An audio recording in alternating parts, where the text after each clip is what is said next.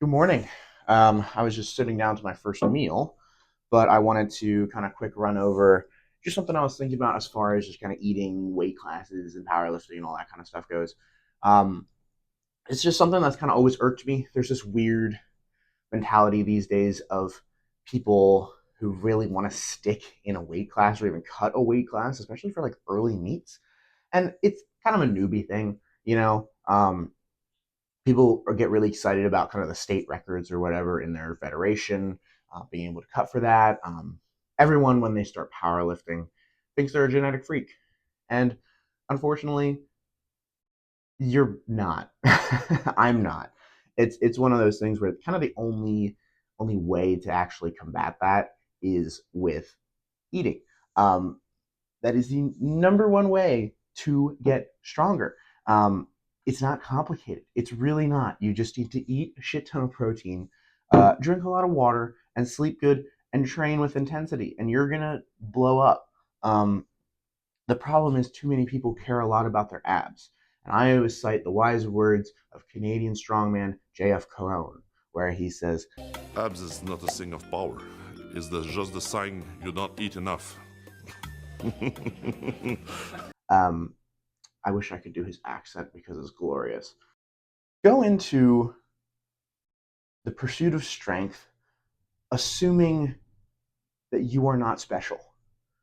Because if you do that, you're going to become very attached to external goals, to world records, state records, national records, whatever you want to do. And when you hit the point where you realize you're not going to be able to do that, you're going to crash and burn. I mean, there's a reason why, people's like the longevity of powerlifting is virtually non-existent. It's a lot of the times these people will realize that they don't got what it takes and they're just going to drop out, you know? And there's obviously the saying of hard work beats talent when talent doesn't work hard. And that's true to an extent. But if you have someone who's of very average genetics and someone who is of the genetics where they walk into a gym for the first time ever and they're like, oh yeah, I can bench like 315. That's just kind of how I'm built. um, this person is probably not going to catch up to this person anytime soon or under any normal circumstances. And I can tell you one thing for absolutely goddamn certain: this person right here ain't going to get anywhere close to this dude if they don't eat a goddamn cheeseburger. All right.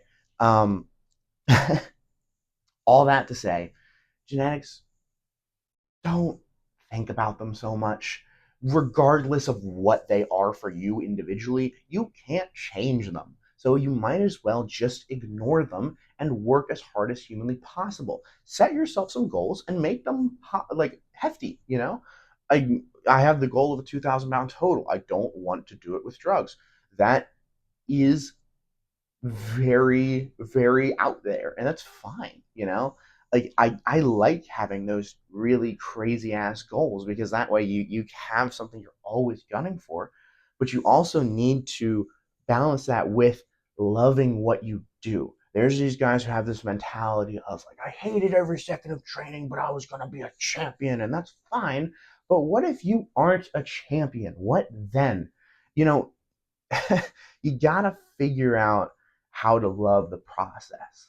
And once you learn how to love the process, then maybe the champion stuff will come. You know, it's not easy, but it's easier for the genetic freaks to say that they hate every second because they do become world champions after however much time. But that's a one in a million. So you gotta it's very important to look up to those who are where you want to be at. But what you need to understand is that you are not them.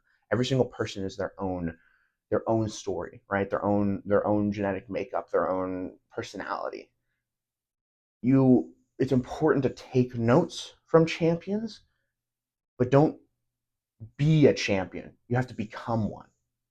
So that's my ramble. I gotta eat this, and then I'm gonna go train.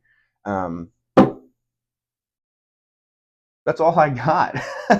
Thanks for listening.